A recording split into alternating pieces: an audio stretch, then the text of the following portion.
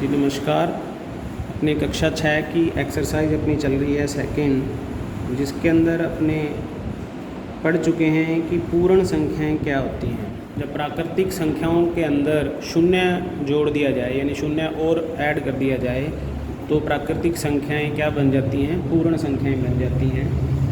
तो अपना जो क्वेश्चन चल रहा था वो चल रहा था कि जो अपना नेक्स्ट मतलब आपने टॉपिक शुरू करना था वो करना था संख्या रेखा। अब संख्या रेखा क्या होती है? आप सभी ने स्केल देखा होगा। स्केल जो होता है उसमें एक एक सेंटीमीटर पर पॉइंट लगे होते हैं। स्टार्टिंग उसकी होती है शून्य से, फिर 1 2 3 4 5 6 7 8 इस तरह से 9 और ये 10। तो बेटा अगर इसके अंदर एक स्केल को देखें तो स्केल जो है वो क्या है, पूर्ण संख्याओं को दर्शाती है। पूर्ण संख्याओं के अंदर क्या होता है, पूर्ण संख्याएं शून्य से शुरू होकर अनंत तक चलती हैं और प्राकृतिक संख्याएं जो होती हैं वो 1 से शुरू होकर अनंत तक चलती हैं। शून्य अगर इसके अंदर ऐड कर दिया जाए प्राकृतिक संख्याओं के अंदर तो वो प्राकृतिक संख्याओं का जो समूह है वो क्या बन जाता है, पूर्ण संख्याओं का समूह बन जाता है। यानी 0 से शुरू करें और अनंत तक चलें तो वो पूर्ण संख्याएं हैं। तो जो एक स्केल होता है, फुट्टा होता है जिसको अपने लोकल लैंग्वेज में बोलते हैं, वो क्या होता है, पूर्ण संख्याओं का एक ग्रुप होता है। 0 से शुरू होता है और वो 10 तक या 15 तक या 30 तक और बड़े स्केल भी आते हैं। तो वो इसमें अपने संख्या रेखा को इससे दर्शा सकते हैं। इसके अंदर क्या होती है, पूर्ण संख्याएं ली जाती हैं। ठीक है, तो अब बात आती है कि पूर्ण, इसमें जो अपना संख्या रेखा पर पूर्ण संख्याओं का योग, संख्या रेखा पर पूर्ण संख्याओं का योग कैसे होगा। जैसे आपको किसी ने कहा कि 3 + 4 करना है, संख्या रेखा पर दर्शाना है 3 + 4। संख्या रेखा पर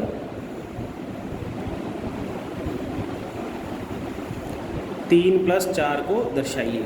तो बेटा 3 के अंदर 4 जोड़ना है, तो फर्स्ट स्टेप आपका 3 पे पहुंच गया, आप यहाँ पर हो। अब इसके अंदर 4 और ऐड करने हैं, तो 1 2 3 और ये 4। तो 3 + 4 कितने हो गए, 7। ये आपका आंसर होगा। ठीक है, इसी तरह से अगर अपने माइनस की बात करें, घटाव की बात करें, ये तो आपका योग हो गया। अगर अपने बात करें घटाव की, तो घटाव में क्या होगा, मान लो उसने लिख दिया, इसी क्वेश्चन को अपने उल्टा कर देते हैं, 7 - 3। संख्या रेखा पर 7 - 3 करना है। तो संख्या रेखा पर 7 - 3 करना है। ये आपकी संख्या रेखा है 1 2 3 4 5 6 7 8। ठीक है, यहाँ 0 है तो 7 आप कहाँ पहुँच गए, 7 पे पहुँच गए। सबसे पहले आप कहाँ हो गए, 7 पे, क्योंकि फर्स्ट डिजिट आपकी क्या है, 7 है। उसके बाद आपने इसमें से कितने माइनस करने हैं, 3, 1 2 एंड 3। तो आपका आंसर क्या आएगा, 4। ठीक है, इसी तरह से संख्या रेखा पर अपने गुणन भी कर सकते हैं। संख्या रेखा पर यहाँ अपने लिखते हैं टॉपिक गुणा। गुणा किसका करना है, 2 × 3। ठीक है, तो 2 × 3 करने के लिए बेटा आपको इसमें थोड़ा सा एक मेथड थोड़ा बदल जाएगा। जैसे यहाँ से अपने संख्या रेखा बनाते हैं, ये 0 है, ये आपका 1, ये 2, ये 3, ये 4, ये 5, ये 6 7 और ये 8। अब फर्स्ट डिजिट क्या है आपकी, 2 है। 2 को किससे गुणा कर रहे हो, 3 से। तो 2-2 सेंटीमीटर के या 2-2 पॉइंट के 3 ऐसे आपने निशान लगाने हैं। स्टार्टिंग कहाँ से हुई, 2 से हुई, तो पहला 1 नंबर स्टेप, फिर 1 छोड़ के दूसरे पे 2 नंबर स्टेप, क्योंकि यहाँ गुणा हो रहा है, फिर 1 स्टेप छोड़ के तीसरा स्टेप। ठीक है, तो इसका आंसर क्या आएगा, 6।